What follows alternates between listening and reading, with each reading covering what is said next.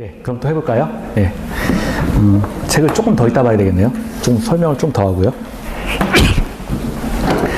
자, 아까 이게 국회법 전체를 본 건데요. 혼란스러우시죠? 예. 안 보여주고 싶었는데 어쩔 수가 없어요. 예. 그래서 그 1페이지에 나오는 거는, 아, 이게 국회법의 그 전체가 이렇게 생겼구나. 이렇게 하고, 이제 시간이 지나가게 되면 결국 다 외우게 되세요. 그러니까 지금 처음부터 이걸 내가 왜 이해도 못하고 모르겠지? 뭐 이렇게 생각하지 마시고, 시간이 지나가면 그냥 자동으로 알게 되는 거니까, 운전하는 거하고 똑같은 거예요. 그러니까, 운전하시는 거하고 똑같습니다. 그러니까 시간 지나시면 다 이렇게 감이 오세요. 감이 오시면 되고요. 자, 그래서, 우리 아까 이제 봤던 거는, 이제, 국회법에서 일단 이제, 국토가 뭔지, 계획이 뭔지, 그리고 이용이 뭔지, 일단 이제 어떻게 구성되어 있는지, 그것만 이제 본 거고요. 계획 자체는 우리가 본 대로, 국토의 이제 계획 관련해서는 계획이 세 가지가 있다고 그랬잖아요. 광역도시계획과 도시군 기본계획이 있고요. 그리고 도시군 관리계획이 있습니다. 한 번 더 보면은요, 도시군 기본계획이 이제 수립되는데, 그 대상 지역이 특별시, 광역시, 특별자치, 특별자치도, 그리고 시 또는 군이에요. 시 또는 군 해서 총 6개의 도시가 됩니다. 이거 하나를 다 개별적인 도시라고 보는 거예요. 그래서 지금 도시군 기본계획이다라고 하는 거는 특별시, 광역시, 특별자치, 특별자치도, 시, 군에 관한 계획이다. 자, 이렇게 되고요. 요거를 지침 삼고, 요거를 방향 삼아서 구체화시키는 게 이제 도시군 관리 계획이었죠. 그래서 구체성을 띠고, 그리고 부분적으로 필요할 때마다 수립한다라는 특징을 갖고 있어요. 왜냐면 기본 계획에서 이미 다 잡았다는 거예요. 잡았기 때문에 이거 해놓고 보니까 우리도 왜 슈퍼마켓 가서 물건 사다 봤는데 나중에 이거 안 샀네라고 해서 다시 사거나 이런 것들 있잖아요. 그런 것들이 이제 도시군 관리 계획이다. 자, 그런 성질을 가지고 있다. 이렇게 보시면 됩니다.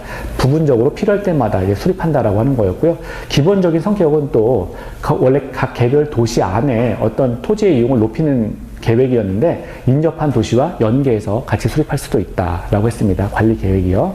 그리고 광역도시 계획 같은 경우는 이거는 이제 도시 간의 계획이다라고 했습니다. 처음부터 출발점이. 그래서 2개 이상의 도시를 묶는 계획이 이제 광역도시 계획이었고요. 그리고 지역 계획이다. 이런 말을 했습니다. 그리고 특정 사안을 대상으로 한다. 그러니까 특정 사안이라는 게 예를 들어서 2개의 도시 간에 어떤 도로를 건설한다. 이런 것들이 이제 그 광역도시 계획에 속할 수 있다라고 했어요. 그래서 도시와 도시를 묶는 것은 광역도시 계획이다라고 했습니다. 자, 그러면 이제 국회법에서 계획을 조금 더 구체적으로 볼게요.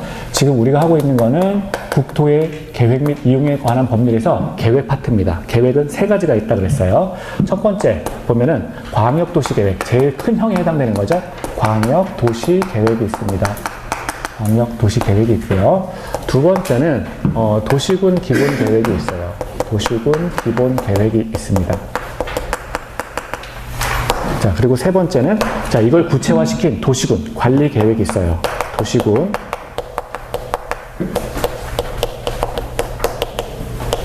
관리 계획이 있다. 그래서 광역도시계획, 도시군 기본계획, 도시군 관리계획 순서대로 이렇게 진행이 되는 거죠. 이게 제일 큰형, 중간형, 그리고 얘가 막내가 됩니다.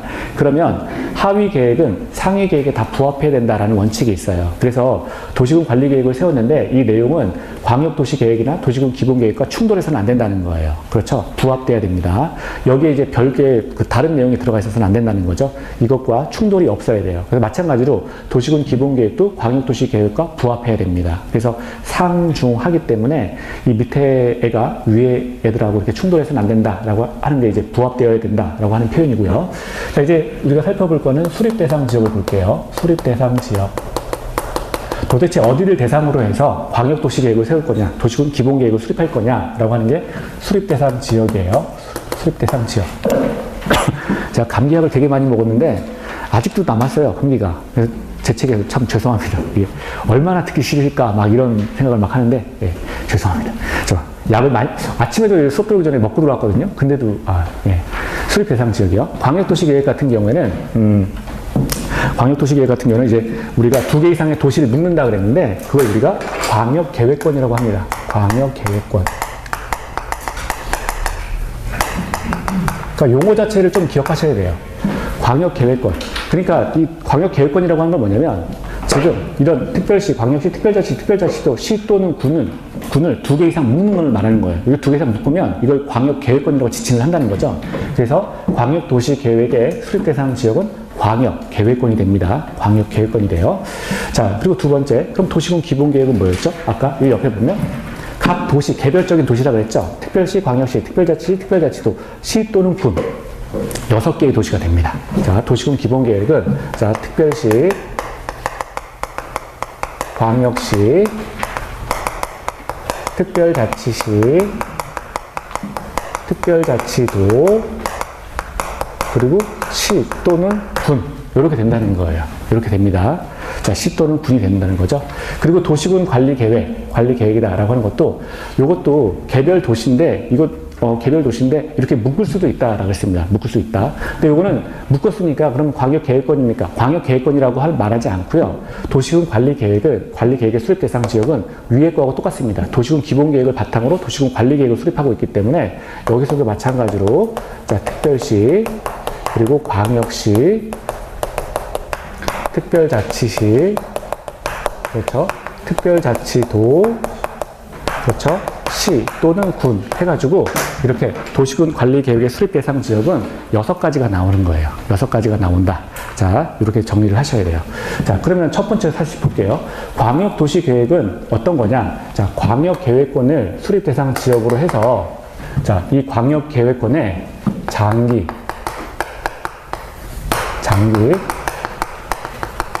발전 방향을 모색하는 계획이에요. 장기 발전 방향을 제시하는 계획입니다. 장기의 발전 방향을 제시하는 계획이 광역 도시 계획이에요. 광역 계획권의 장기 발전 방향을 제시하는 계획이 광역 도시 계획이다라고 한다는 거죠. 그러면 여기서 어떤 특징이 있어요. 자, 장기다라고 하는 것에서 어떠한 특징이 나오는데, 자, 장기이기 때문에 이 도시에 대해서 10년, 20년, 그리고 30년 후의 미래를 보여준다라고 하는 거예요. 그러면 이 도시에 10년 후가 어떻게 될지, 20년 후가 어떻게 될지, 또 30년 후가 어떻게 될지를 보여주는 건데, 이렇게 보여주는 장기 발전 플랜 같은 경우는 개인의 어떤 권리에 영향을 주지 않겠죠. 개인의 권리에 어떤 영향을 주지 않는다는 거예요. 그래서 이런 것들을 비구속적 행정계획이라고 합니다.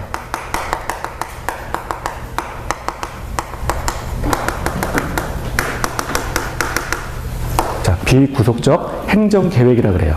자, 비구속적 행정계획. 이 말은 뭐냐면, 이 계획에 의해서 국민한테 어떤 영향력을 행사하지 못한다는 거예요. 장기, 앞으로의 일에 대해서만 이렇게 할 거야 라고 해서 보여주는 거기 때문에 비구속적 행정계획이다 라고 표현을 하는데, 이 비구속적 행정계획이다 라고 하는 것은, 자, 이게 지금 앞으로는 이렇게 될 건데, 지금 당장 당신들 국민들한테는 어떤 영향도 없어 라고 하는 거죠. 그래서 비구속적 행정계획으로서 국민에게 어떠한 영향력도 행사하지 못합니다. 어떠한 영향력도 행사할 수 없다라고 하는 거예요. 자, 국민에게 영향력을 행사하지 못합니다. 비구속적 행정계획이요. 자, 영향력을 행사할 수 없기 때문에 국민 입장에서 이렇게 생각할 수 있죠. 저 계획이 발표됨으로써, 저 계획이 세워짐으로써 나는 내 권리에 지대한 피해를 받았어라고 거꾸로 국가 입장에서는 국민한테 아무런 영향력도 행사하지 않아, 영향도 주지 않아 이렇게 이야기를 하는데, 국민 입장에서는 저것 때문에 나 피해를 보는 건데? 라고 해가지고 오히려 이제 피해를 봤다라고 주장을 할 수가 있어요. 그럴 때, 자, 이 비구속적 행정계획, 국민한테 영향력을 행사할 수 없다. 그렇기 때문에 이제 국민도 국민이 국가를 상대로 해서 이 계획 때문에 어떤 피해를 봤어라고 주장을 하지 못한다는 거예요. 그래서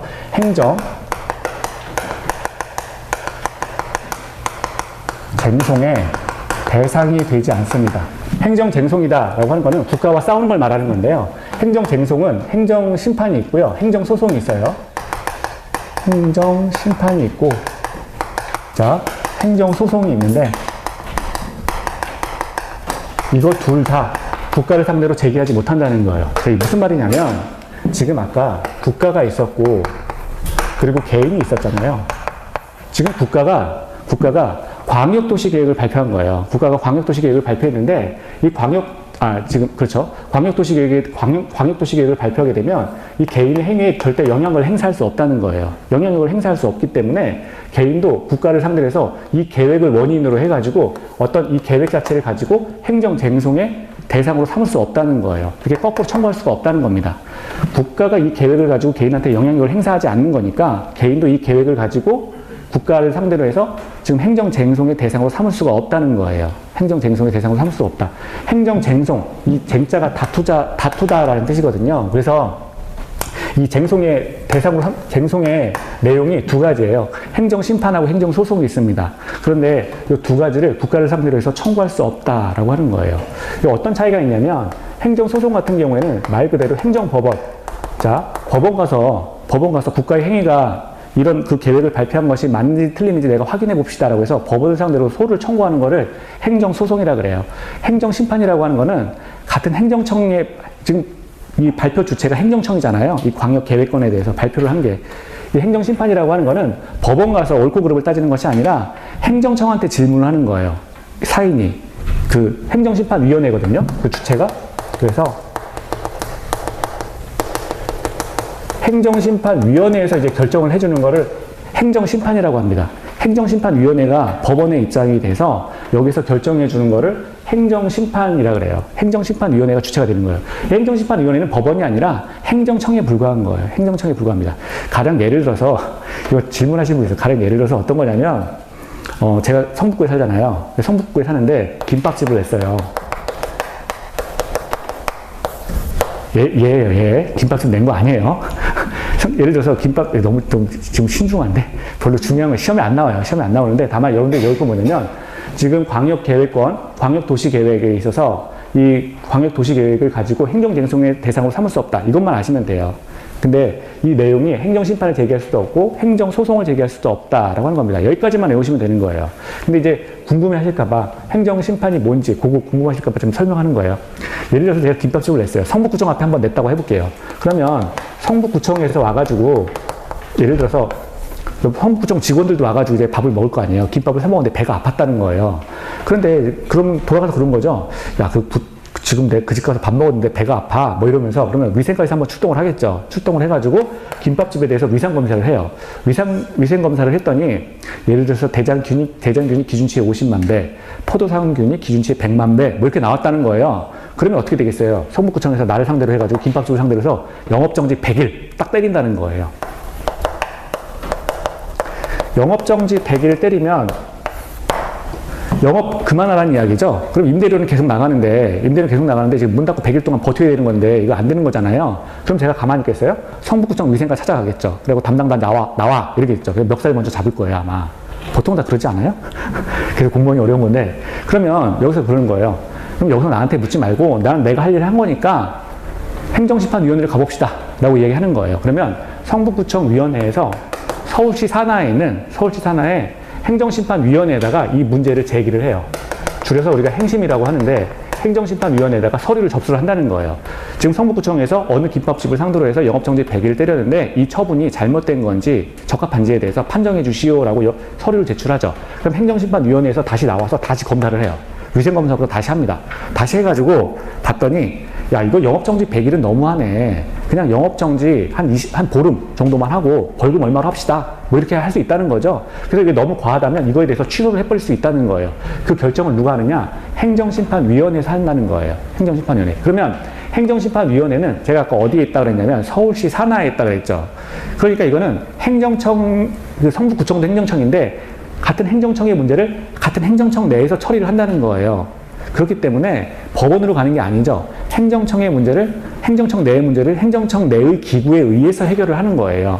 자, 그런 것들을 행정심판이라고 합니다. 담당 주체가 행정심판위원회가 되는 거고요. 행정심판위원회. 그런데 지금 광역도시계획을 가지고 이렇게 행정심판위원회에 청구를 할 수 없다는 거예요. 행정심판위원회에 청구할 수 없다. 그것만 기억하시면 됩니다. 행정심판위원회에 청구할 수 없고 행정소송의 대상으로 삼을 수도 없다는 거예요. 왜냐하면 지금 국민을 상대로 해서 직접 부속하는 힘이 있는 계획이 아니니까. 국민한테 국가에서 발표할 때는 이거 영향력 있는 거 아니야 라고 발표했는데 국민이 나 그것 때문에 피해봤어 라고 해서 소송을 제기할 수도 없다는 거예요. 그러니까 쌍방 간에 서로 어떤 것도 제기할 수 없다라고 하는 게 광역도시계획입니다. 광역도시계획. 자, 두 번째 볼게요. 두 번째는 이제 도시군 기본계획이죠. 우리 아까 봤던 게 광역도시계획이고 두 번째가 도시군 기본계획이에요. 자, 도시군 기본계획은 특별시, 광역시, 특별자치시, 특별자치도 또는 시군의 자체, 그 도시 자체의 어떤 토지의 이용에 관한 계획이에요.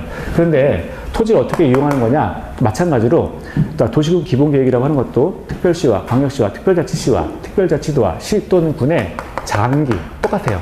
장기 발전 방향을 제시하는 계획이에요. 장기 발전 방향을 제시합니다.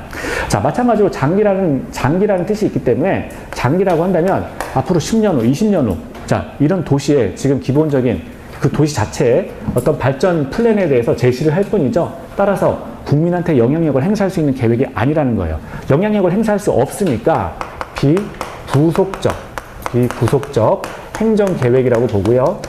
비구속적 행정계획에 해당된다라고 보는 것이고요. 이 말은 국민에게 있어서 영향력을 행사할 수 없다라고 하는 뜻입니다. 비구속적 행정계획. 그러면 얘하고 얘, 광역도시계획과 도시군 기본계획의 공통점은 뭐예요? 비구속적 행정계획이다. 이 말은 국민에게 둘 다 영향력을 행사할 수 없다라고 하는 것이고요.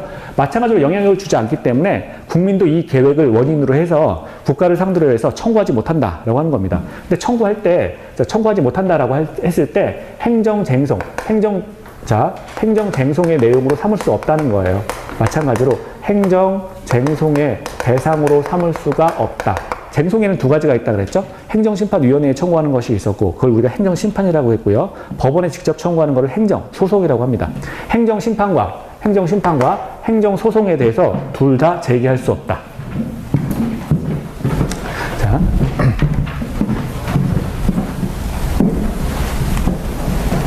행정심판을 제기할 수 없고요. 그리고 마찬가지로 행정소송도 제기할 수가 없습니다. 행정심판과 행정소송을 제기할 수 없다는 거예요. 둘 다 비구속적 행정계획이라는 거예요. 비구속적. 구속이라고 하는 말이 국민에 대해서 이제 강권한다라고 하는 거죠. 국민에 대해서 이제 간섭하는 거예요. 아까 부동산 공법이라고 하는 것이 국가가 국민을 구속하는 거였잖아요. 강제하는 거였잖아요. 근데 못한다는 거예요. 그 두 개 가지고는 국가가 국민을 강제하지 못한다라고 하는 소리입니다.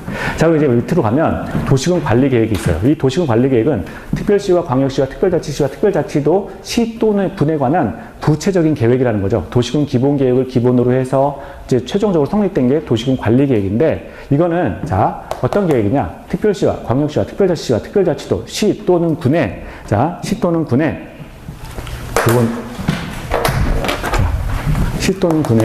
개발과 정비와 그리고 보전에 관한 계획이에요. 개발과 정비와 보전에 관한 계획입니다. 그럼 사실 딱 보세요. 어떤 도시에 대해서 개발하겠다. 어떤 있는 거 가지고 뜯어 고치겠다. 정비하겠다. 그리고 지금 만들어 놓은 도시가 너무 이쁘니까 그냥 보존하겠다. 그럼 이게 전부인 거예요. 사실은. 그러면 어떤 도시에 대해서 개발과 정비하고 보존하겠다라고 한다면 자, 국민을 구속하는 힘이 있겠죠. 이건 당연히. 그 도시에 대해서 들어가서 개발하겠다. 도시군 관리 계획을 가진 그 도시에 대해서 들어가서 있는 사람 쫓아내고 개발하겠다라고 하는 거니까 그 지역에 사는 사람들은 영향력을 받을 거란 말이에요. 정비도 마찬가지죠. 난 지금 잘 살고 있는데 내 땅에 들어와가지고 뭘 짓고 뭐 아니면 허물고 뭘 이거 정비하겠다고? 그리고 나는 지금 이 지역이 좀 개발됐으면 좋겠는데 뭐 국가가 함부로 이 지역 아까 그린벨트 설정 같은 거죠. 그래서 나는 그냥 이 지역에 대해서 좀 개발이 됐으면 좋겠는데 국가는 그냥 이 땅에다가 기둥 하나 못 받게 한다는 거예요. 그래서 보존지구 딱 지정을 했다는 거죠. 그런 경우라면 어때요? 다 세 가지의 경우 모두가 다 국민의 행위에 대해서 영향력을 행사할 수 있다는 거예요. 그래서 개발, 정비, 보존하는 계획인데요. 도시군 관리 계획은 자, 구속적 행정 계획이 된다는 거죠. 그래서 비구속적이 아니라 구속적 행정 계획이 됩니다. 구속적인 행정계획이 되고요. 구속적인 행정계획이 되다 보니까 마찬가지로 이것 때문에 피해를 보는 국민이 나온다는 거예요. 그러니까 예를 들어서 그린벨트 설정하면 어떻게 돼요? 헌법소원 가는 수밖에 없어요. 그런 경우는 헌법소원. 국가가 내 땅에 대해서 그린벨트 설정하잖아요. 그러면은 헌법소원 가는 경우밖에 없습니다. 그래서 푸는 수밖에 없어요. 자, 이런 경우죠. 자, 이거 먼저 설명하고 할게요. 자, 구속적 행정계획인데, 구속적 행정계획이니까 나는 국가를 상대로 해서 이 계획 때문에 피해를 봤어요 라고 하니까 이거 풀어주세요 라고 해서 행정쟁송의 대상으로 삼을 수가 있다는 거예요. 행정쟁송의 대상으로 삼을 수가 있다는 겁니다. 대표적인 예가 행정심판위원회에 청구할 수도 있고요. 행정심판으로 갈 수도 있고, 행정심판으로 해결이 안 되면 행정소송으로 갈 수도 있고, 그리고 사실은 행정소송이 안 되면 헌법소원으로 갈 수도 있습니다. 법률 자체를 아예 바꿔주세요 라고 해갖고 법률 자체를 폐지합시다 라고 해서 행정소송으로 해결이 안 되면 헌법소원으로 가는 수밖에 없어요. 자, 그래서 이렇게 행정심판이나 행정소송으로 제기할 수가 있다라고 하는 거죠. 예를 들어서 아까 그린벨트는 이런 거예요. 이렇게 땅이 이렇게 도로가 있으면 땅이 이렇게 있잖아요. 땅이 있는데 예를 들어서 도로 사이를 두고 이쪽은 내 땅이에요. 지금 내 땅인데 뭐 예를 들어서 이쪽은 갑의 땅이라고 해볼게요. 그러면 이 도로를 중심으로 해가지고 이쪽 지역에 대해서 그린벨트를 다 설정을 했어요. 그린벨트를 설정하게 되면 이거 내 땅, 소유권은 나한테 있지만 여기 이 땅에다가 말뚝 하나 못 박는다는 거예요. 그러면 도로를 기준으로 해가지고 이 갑의 땅인데 갑의 땅은 예를 들어서 땅값이 막 올라가가지고 예를 들어서 한 50억 정도 됐다는 거예요. 원래 그린벨트를 설정하지 않으면 이쪽도 마찬가지로 50억 이상의 땅값이 값어치가 있는데 국가가 그린벨트를 설정함으로 인해서 내 땅이긴 하지만 소유권은 나한테 있지만 여기다 말뚝 하나 못 박아요. 그렇기 때문에 이 땅값이 어떻게 되냐면 이건 그냥 2억짜리에 불과하다는 거예요. 만약에 그린벨트 설정하지 않았으면 50억짜리가 됐을 텐데 50억 이상이 됐을 텐데 국가가 이 그린벨트 설정함으로써 그냥 2억에 머무른다는 거죠. 그래서 이렇게 되면 국가가 행정청에 어떤 행정작용을 한 거잖아요. 그래서 이 행정작용, 요걸 우리 아까 도시군관리계획 안에 그 개도시 수입 뭐 그런 거 봤었잖아요. 그래서 그 안에 그린벨트도 있었는데 그린벨트 이런 거 설정하게 되면 땅값이 올라가지가 않는 거죠. 그래서 이런 거 국가 행위 때문에 나는 피해를 봤으니 이때 소송으로 가겠다라고 한다는 겁니다. 소송으로 가겠다. 그래서 원래는 자 이런 거는 이제 그냥 요거는 이제 행정청의 문제에 대해서 행정심판이나 행정소송인데 원래는 법률 문제를 가지고 따지려면 헌법소원이라는 게 있어요. 헌법소원으로 가는 게 있습니다. 헌법소원으로. 그래서 근데 우리 책에는 이제 행정심판, 행정소송 나왔으니까 자 이게 심판 대상이 된다. 그래서 둘이 합쳐서 이걸 행정쟁송이라 그래요. 행정쟁송이 된다. 이 행정부재제도 입장에서는 행정심판과 행정소송이고요. 네. 그래서 요건 가능하다. 그래서 일단 계획 3가지를 봤어요. 계획 3가지를 봤습니다. 자, 그러면 이제 구체적으로 들어가서 광역도시계획에 대해서 좀 더 볼게요. 광역도시계획이요.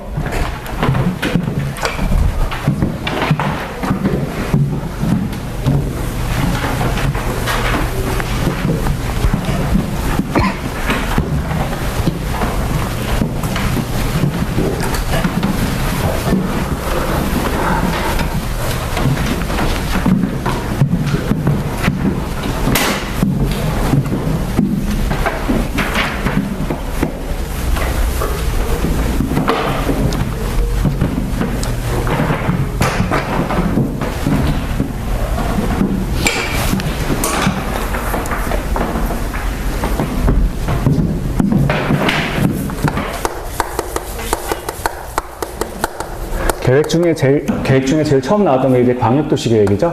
자, 광역도시계획 보겠습니다. 광역도시계획이 아까 계획 수립 대상 지역이 어디였죠? 광역계획권의 장기 발전 방향을 제시하는 계획이 광역도시계획이었어요. 자, 광역계획권의 장기 발전 방향을 제시한다. 그래서 장기 발전 방향이기 때문에 비구속적 행정계획이다라고 했습니다. 우리 그래서 처음에 살펴볼 거는요. 지정권자를 먼저 살펴보셔야 돼요. 분필이. 자.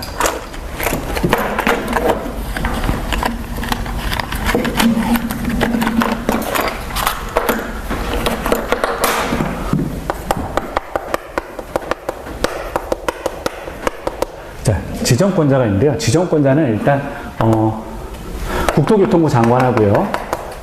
그리고 도지사가 이제 지정권자가 됩니다. 국토교통부 장관하고 도지사예요. 그러면 요거를 이제 좀 볼게요. 자, 두 번째는 이제 그 종류인데 광역계획권이 2개 이상의 시, 도에 걸쳐 있는 경우가 있어요. 광역계획권이 2개 이상의 시도에 걸친 경우가 있습니다. 아까 광역계획권이라고 하는 게 특별시, 광역시, 특별자치, 특별자치도, 시 또는 군이었잖아요. 근데 그 계획을 이렇게 둘로 묶는 거였잖아요. 그 도시들을 2개로 묶는다 그랬습니다. 그래서 광역계획권이 탄생한 거기 때문에 이 2개 이상의 시도에 걸친 경우가 있다는 거예요. 시도에 걸친 경우가 있고요. 또 하나는 광역계획권이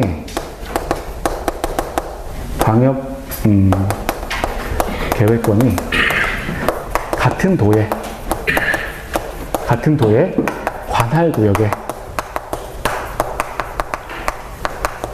걸친 경우가 있죠. 자, 이게 무슨 말이냐? 아까 우리 이런 걸 했어요. 이쪽에다 해볼까요? 광역이 있고 기초가 있었는데 광역을 한 번만 더 써볼게요. 자, 특별시가 있었고요. 광역시가 있었고, 특별자치시가 있었죠. 그리고 특별자치도가 있었어요. 그리고 도가 있었습니다. 도가 있었어요. 그런데 특별시 밑에는 뭐가 있었냐면, 특별시 밑에는 구가 있었죠. 광역시 밑에는 구하고 군이 있었죠. 그리고 특자시 없고요. 얘도 없고요. 도 밑에 시하고 군이 이렇게 있었습니다. 이렇게 기억나시죠? 그러면 국토라고 하는 건 뭐였냐면 특별시, 광역시, 특별자치시, 특별자치도, 그리고 시, 군 이렇게 되는 거예요. 그래서 6개가 도는 빠지고요. 도. 결국 얘네들을 묶어도 이게 도가 되는 거니까 도를 빼고 하나, 둘, 셋, 넷, 다섯, 6개. 이 6가지가 국토라고 정의를 했단 말이에요. 그러면 저 위에 광역계획권이 2개 이상의 시도에 걸친 경우라고 하는 거는 여기 아까 위에 이 윗줄에 우두머리가 뭐였어요? 시도지사. 그렇죠. 그러니까 윗줄을 묶는 걸 말하는 거예요. 윗줄을. 그러니까 예를 들어서 특별시와 광역시를 이렇게 묶겠다.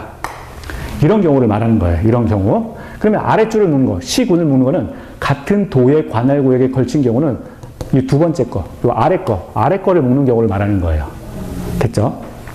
저기 2번에서 광역계획권이 2개 이상의 시도에 걸친 경우는 위를 묶는 경우를 말하는 거고요. 밑에 거는 아래 거를 묶는 경우를 말하는 거예요. 거기 서브노트, 자, 서브노트 보세요.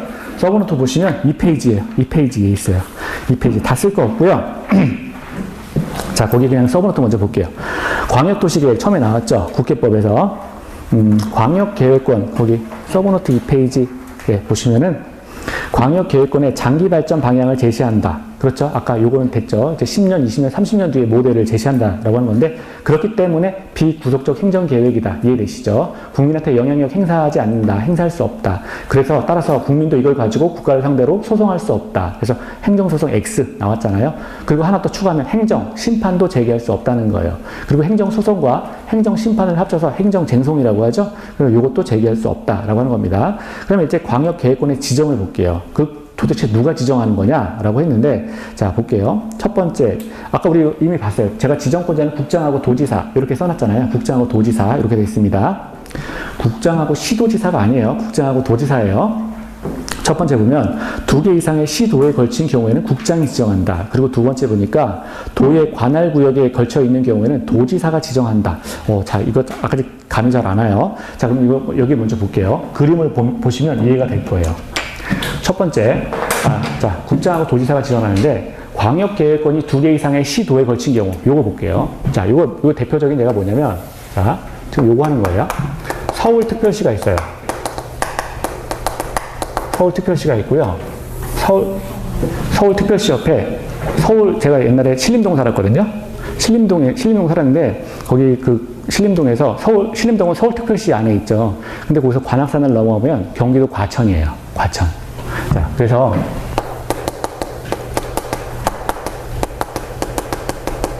신림동하고 경기도 과천은 굉장히 가깝거든요. 그러면 예를 들어서 서울특별시하고 경기도 과천시 사이에 이렇게 둘 사이에 도로를 놓겠다.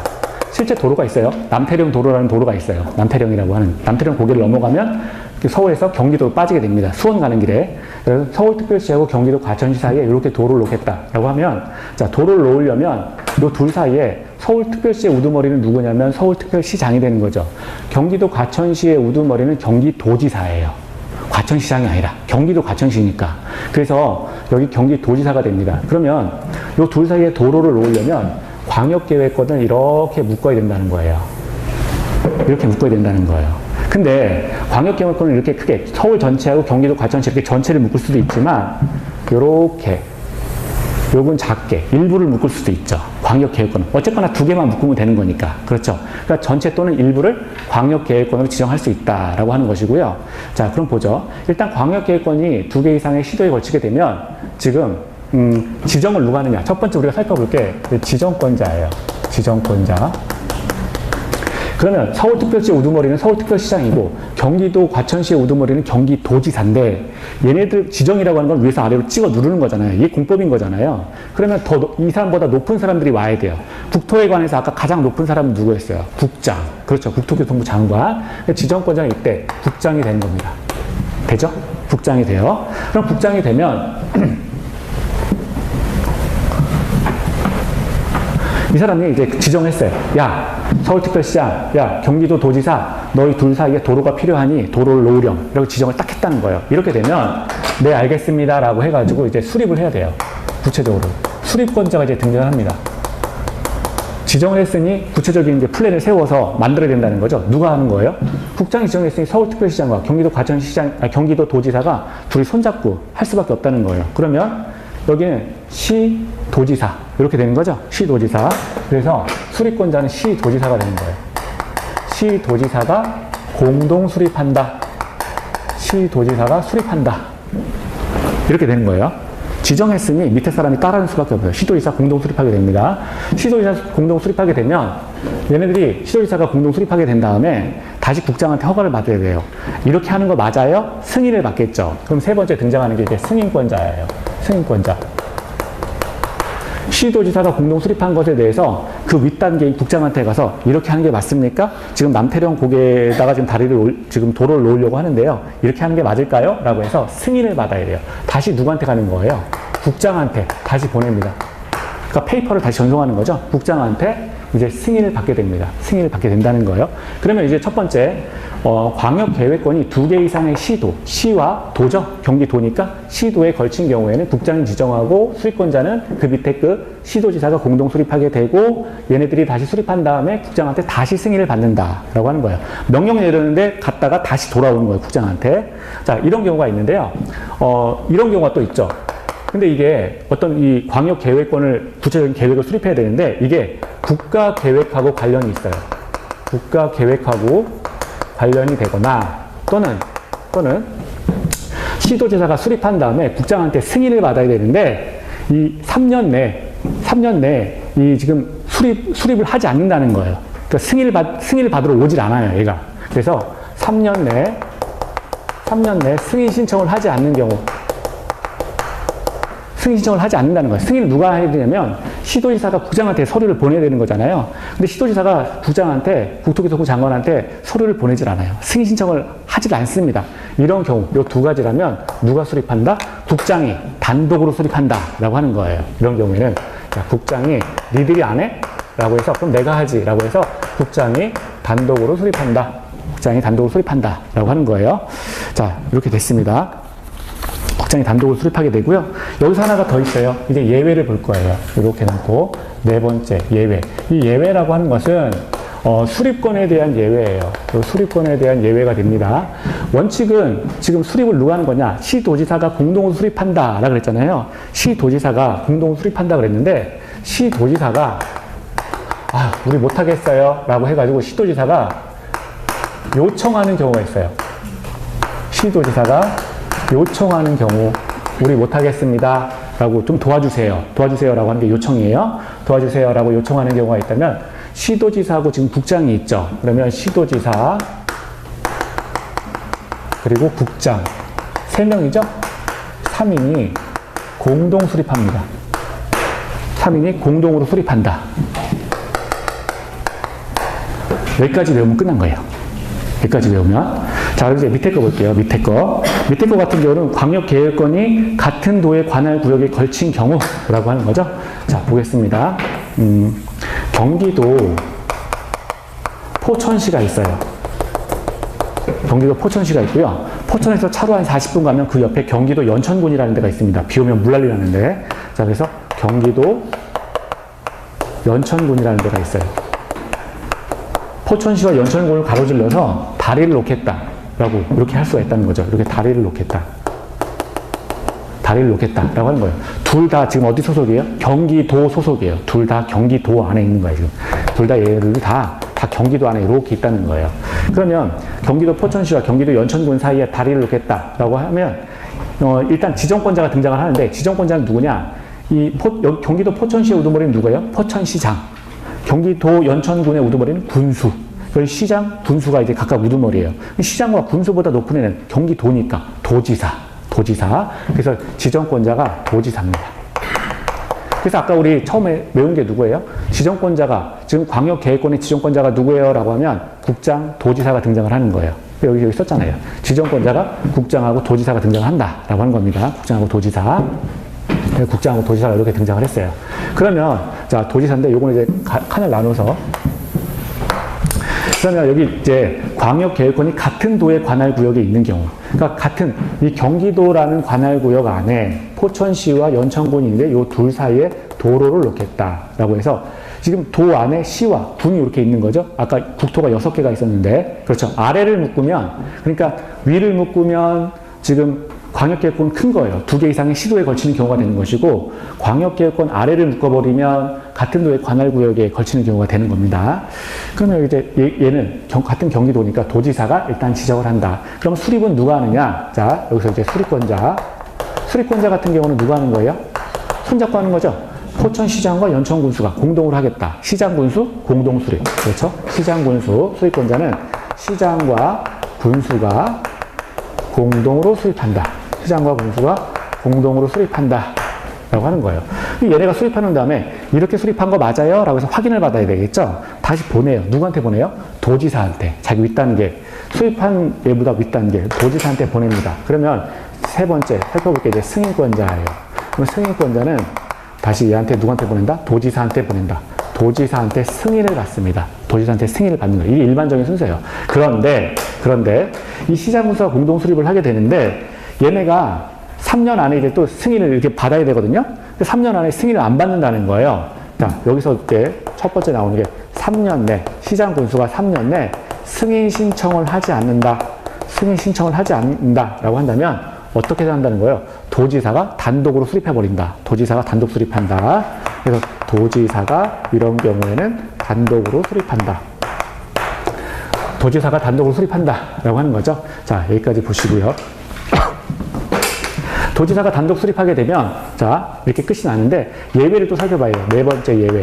이 예외라고 하는 거는 수립권에 관한 예외입니다. 수립권자에 대한. 자, 원래 수립은 누가 한다고요? 시장, 군수가 공동으로 수립한다. 이게 원칙적인 모습인데, 이제 예외가 있어요. 예외가 두 가지가 있습니다. 첫 번째, 자, 시장, 군수가, 우리 못하겠어요. 도와주세요. 라고 해서 요청하는 경우. 그러니까 여기는 키워드가 요청이에요. 요청. 시장, 군수가 요청한다. 이렇게 되면, 도와줄 자가 또 나와야 되겠죠. 한 사람 더 붙는 거예요. 그러면 시장, 군수, 그리고 도지사였죠? 도지사가 3인이 모여서 3인이 공동 수립한다.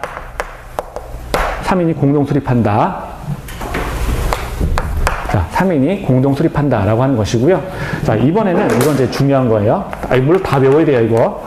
근데 이번에는 시장, 군수가 협의해서 요청하는 경우가 있어요. 시장 군수가 협의를 거쳐서 요청하는 경우가 있어요. 협의라는 말이 나오면, 자, 미루는 거예요. 미루다. 남한테 미루는 거예요. 협의는 이거 미루다. 미루는 거다. 라고 정리를 하시고요. 시장 군수가 협의를 거쳐 요청하게 되면, 시장 군수가 못해 먹겠어요. 라고 하는 거니까, 도지사, 단독으로 해주시죠. 라고 해서, 도지사가 단독으로 이거 지금 수립한다는 거예요. 도지사가 단독으로 수립하게 됩니다. 그래서 여기까지 외워야 돼요. 여기까지. 이게 그 광역도시계획의 수립입니다. 광역도시계획의 수립.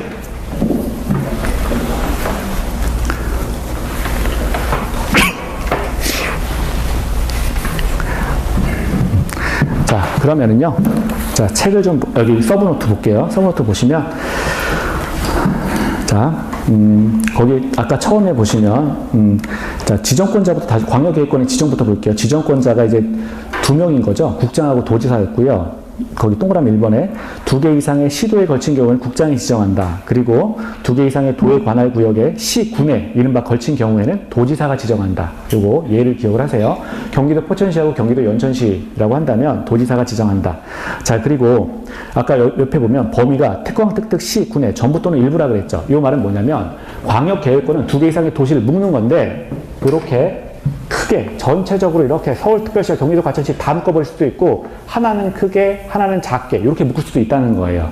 물론 여기서도 이렇게 작게 작은 거하고 또 작게 이렇게 묶을 수가 있다는 거죠. 그래서 그 광역계획권의 전부 또는 일부에 대해서 지금 광역계획권을 지정할 수 있다. 그러니까 특별시, 광역시, 특별자치, 특별자치도 시 또는 군의 전부 또는 일부에 걸쳐서 광역계획권을 지정할 수 있다. 이런 얘기고요.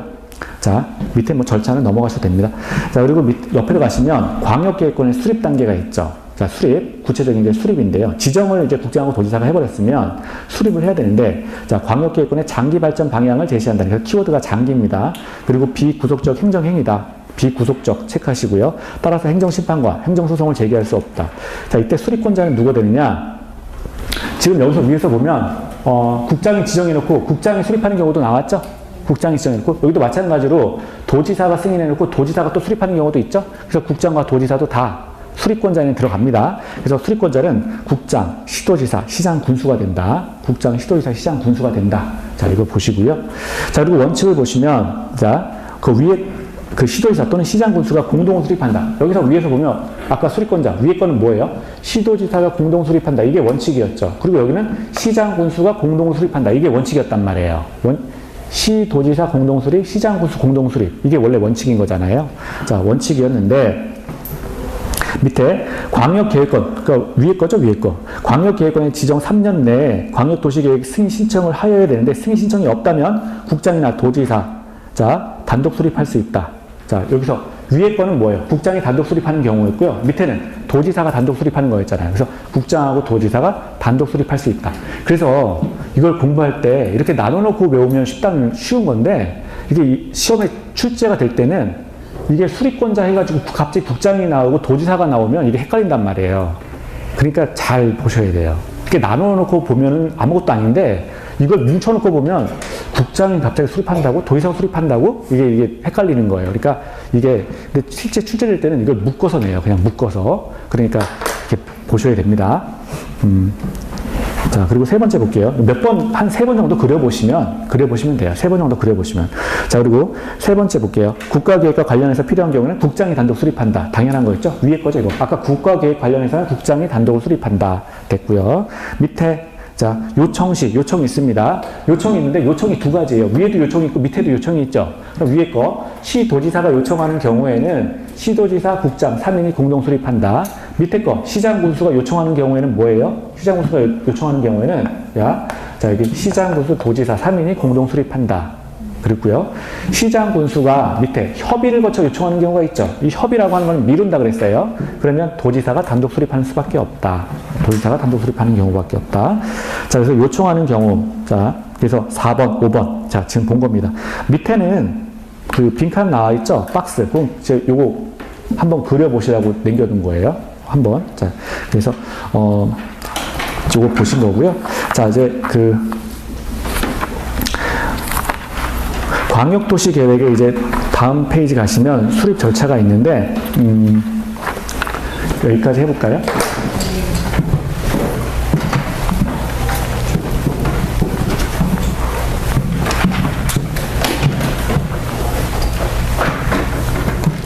광역도시계획에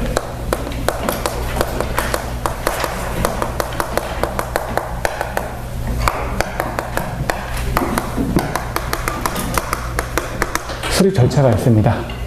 광역도시계획의 수립 절차. 자, 거기 보면 이제 여러분들 서브노트는 3페이지죠? 3페이지 보시면 되고요.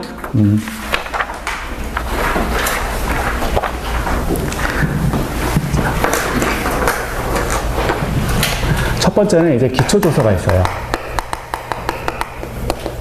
두 번째는 공청회가 있습니다. 세 번째는 이제 의견 청취가 있고요.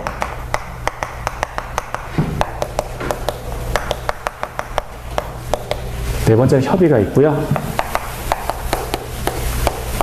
그리고 다섯 번째 승인이 있고, 맨 마지막에 공고, 열람. 자, 이런 단계를 거치게 돼요. 두 문자 따서 외우시면 돼요. 기공의 협심 승공. 이렇게 외우시면 됩니다. 자, 이 광역도시계획을 이제 수립할 때 절차예요. 절차인데, 거기, 자, 기초조사, 공청회, 의견 청취, 협의, 심의 엿받았죠? 아이고. 그렇죠. 네. 협심, 승인, 칸이 작네. 공고, 연락해서 기공의 협심 승공 이렇게 외우시면 됩니다.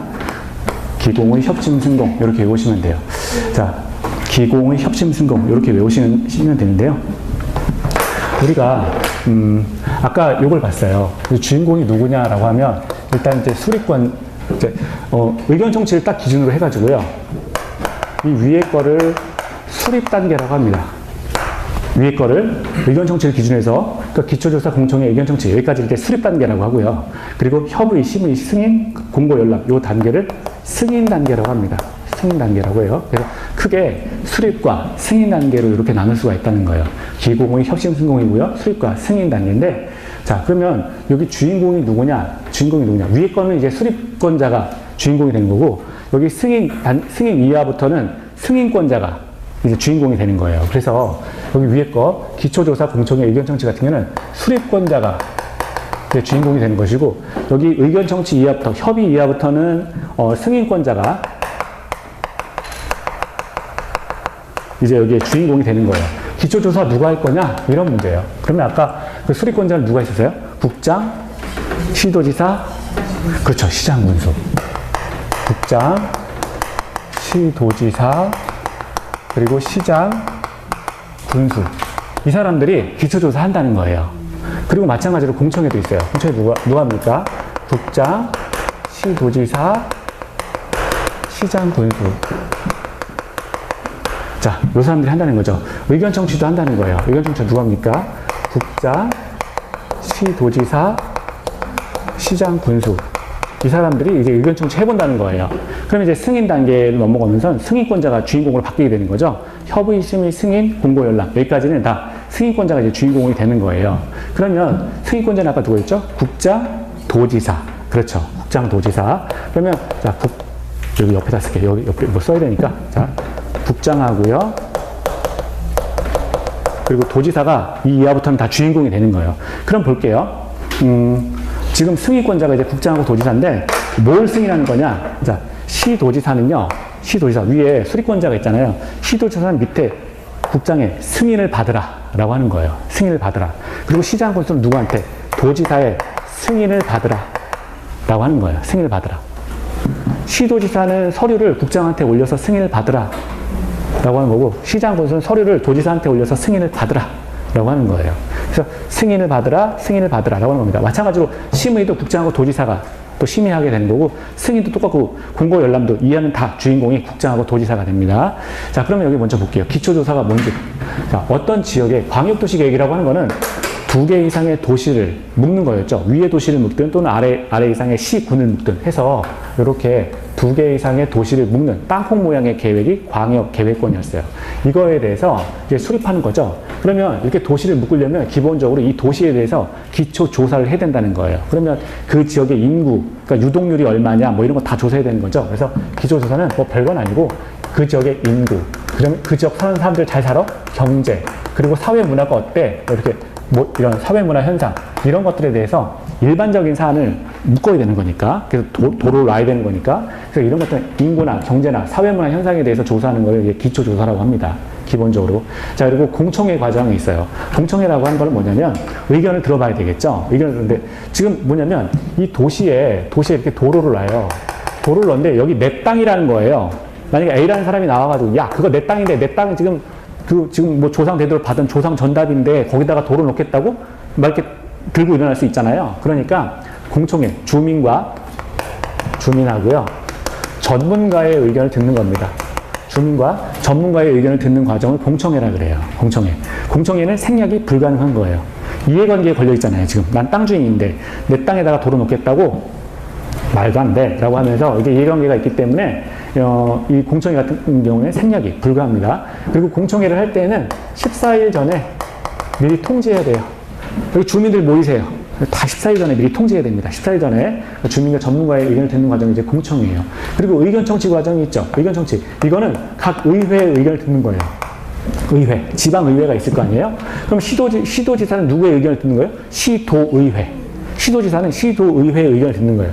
시장군수는 자, 각 시, 그리고 시군의회의 의견을 시장군수가 듣는 겁니다. 시장군수가 의견을 들어요. 자, 그리고 협의 볼게요. 협의.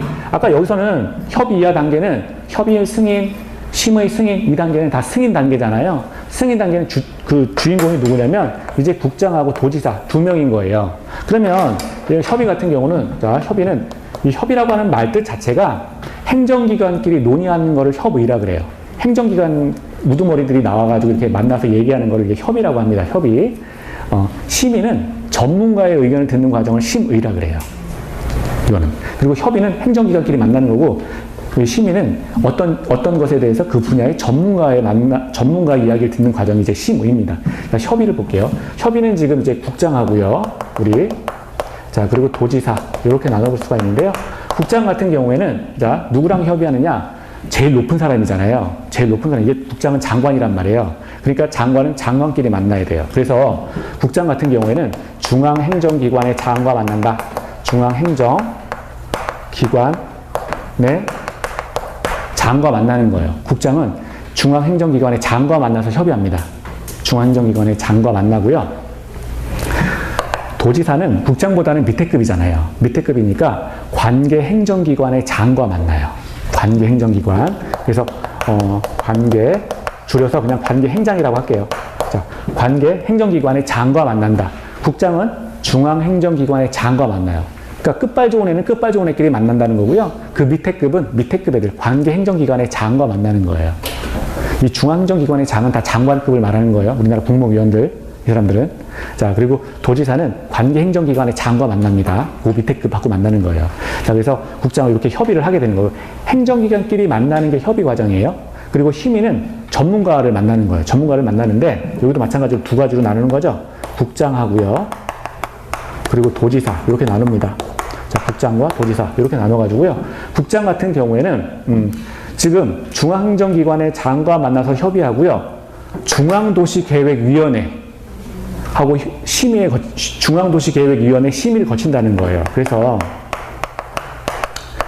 중앙도시계획위원회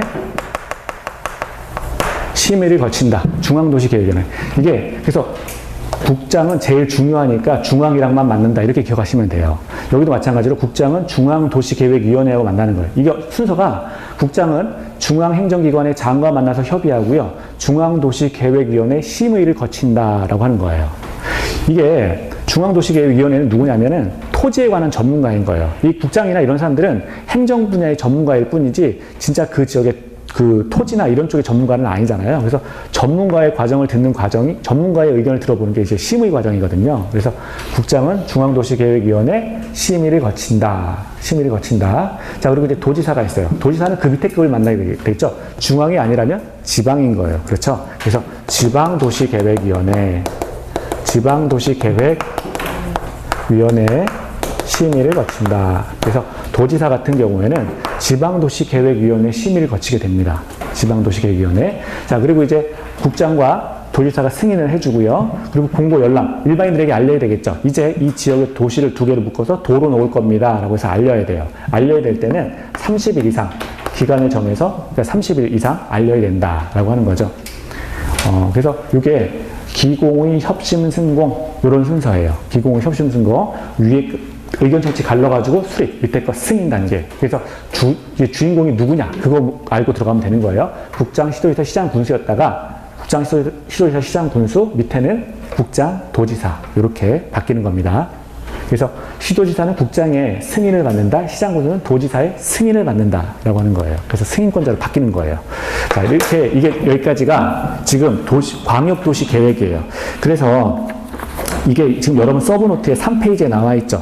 3페이지에 있습니다. 그래서 기초조사, 공청회, 그리고 지방의회, 그리고 그 옆에 수립이 있는데, 요게 기초조사, 기공의, 체크하시고요. 기공의. 그러면 이 의회까지가 수립 단계라는 거예요. 거기 수립이 또 별개로 있는 게 아니라, 요 지방의회까지가 이게 수립 단계입니다.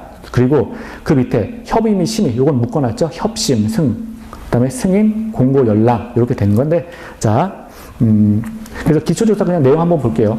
국장, 시도지사, 시장, 군수가 인구, 경제, 사회, 문화 등을 조사하고 측량한다. 공청회요. 국장, 시도지사, 시장, 군수가 여기는 이제 수립 단계니까 요 네 사람들이 공청회를 개최한다. 근데 14일 전까지 1회 뭐 이상 공고한다. 안 나옵니다. 시험에 안 나와요. 이런 것들은 이제 그리고 옛날 문제 스타일이어서 이제는 안 나옵니다. 근데 어쨌거나 공청회라고 하는 거는 주민과 전문가의 의견을 듣는 과정이다. 그건 기억하세요. 그리고 생략 불가하다. 14일 전까지 공고하는 거예요. 자, 14일 전까지. 자, 그리고요. 지방의회 보시면, 이제 지방의회 의견을 듣는 거죠. 시군의회 의견을 듣고 시도지사는 시도의회의 의견을 듣는데 이때 의회는 30일 내에 의견을 제시할 수 있다. 30일 내에 의견 제시할 수 있다. 됐고요. 자, 그리고 밑으로 내려가시면 협의 및 심의가 있죠. 국장은 관계, 이건 관계라는 말을 빼세요. 그냥 중앙행정기관의 장과 협의하고, 자, 중앙도시계획위원회 심의를 거친다라고 하는 게 협의 심의 묶었을 때, 그러니까 관계라는 말을 빼고요. 중앙행정기관의 장과 협의하고 중앙도시계획위원회 심의를 거친다. 국장이. 그럼 하나가 빠졌죠. 누가 빠졌어요? 도지사가 빠졌잖아요. 그렇죠. 도지사는 거기 하나 추가해 놓으세요. 도지사는 관계행정기관의 장과 협의 후, 자, 지방도시계획위원회 심의를 거친다. 다시요. 도지사는 관계행정기관의 장과 협의 후 지방도시계획위원회 심의를 거친다. 한 번만 더 해볼게요. 자, 도지사는 관계행정기관의 장과 협의 후 지방도시계획위원회 심의를 거친다. 자, 책에 다 있어요. 사실은 책에 다 있습니다. 자, 그리고 옆에 가면 이제 승인 단계가 있죠. 승인은 누가 하는 거냐? 국장하고 도지사가 한다. 그리고 공고 열람이 있는데 30일 이상 열람시킨다, 알린다 라고 하는 내용이고요. 그래서 이렇게 해가지고 이제 광역도시계획 수립 절차예요. 수립 절차. 잠깐 쉬었다가 이제 교재 보겠습니다. 잠깐 쉬겠습니다. 예.